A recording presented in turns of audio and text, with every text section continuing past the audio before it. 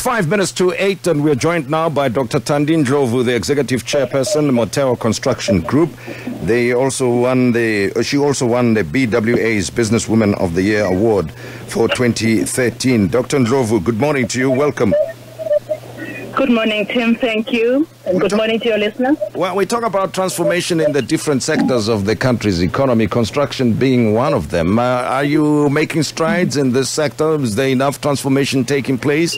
Women entering the sector, young people being developed, their skills being developed? Tim, unfortunately, the answer is a no. And it is a no because, in my humble opinion, in the last 18 years or so, we have not effected the policies as they are outlined in the BE Act. In our own construction charter, we have not done enough, Tim. Why is that? I mean, as I say, there's talk all the time. So what makes it difficult to fast-track transformation then?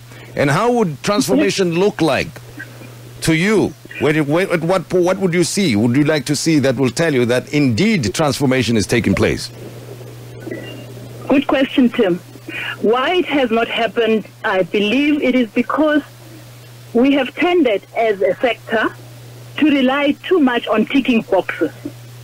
In terms of the policies that we ourselves have agreed to follow, that are policies of government, which include the sector codes, as I said, I find that a lot of the time, if you look at the results as we present them to the authorities, the results of our training, on-the-job training, skills development, enterprise development, you find that the checklist is checked.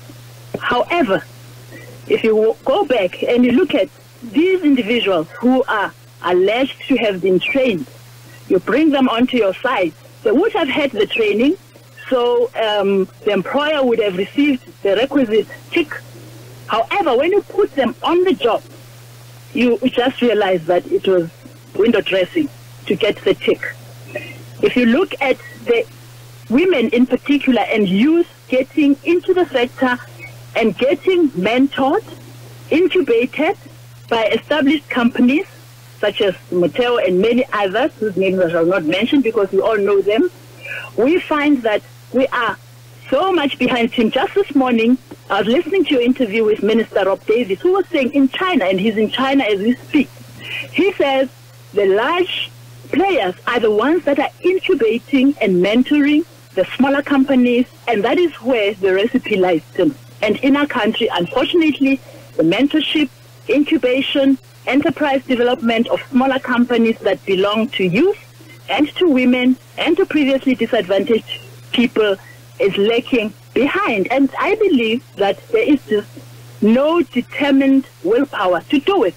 I believe that, unfortunately, we industry players are looking at government to create those jobs, to develop those skills, to absorb these unemployed youth and unemployed women into some amorphous job creation opportunities, which government clearly does not have. So what would I like to see? Yes. I'd like to see concerted efforts by established practitioners such as myself. We get in the room and we say, we haven't done it in the last 18 years. How are we going to address those three areas which I believe are critical? Employment equity, skills development of a serious nature, enterprise development of a serious nature. All right, so what do you think then has to happen? Obviously, when we talk about construction most of the time, I'm going to ask you to be very brief. We think about the big construction projects, but there's a lot of work, smaller jobs, all right? Is it possible then, within the context of the smaller opportunities, to either incentivize or enforce compliance on the part of the construction companies so that they do the things that you're talking about? Very briefly. We're asking our government, first of all, when you have large construction jobs, please just parcel them out into smaller parcels so that medium-sized businesses can have those opportunities, because I just believe the medium-sized businesses have the wherewithal and the determination to absorb the smaller companies. We are asking that bigger companies, on the other hand, stop ticking checklists and get into a room and decide how are we going to convert this national asset, which is construction and built environment, into a job creator and a and an agency that will develop skills in a meaningful way. All right. Thanks very much, Dr. Thandi Ndlovu, for talking to us, Executive Chairperson, Moteo Construction Group. And this interview bringing the time here on Power Breakfast to 8 o'clock and time.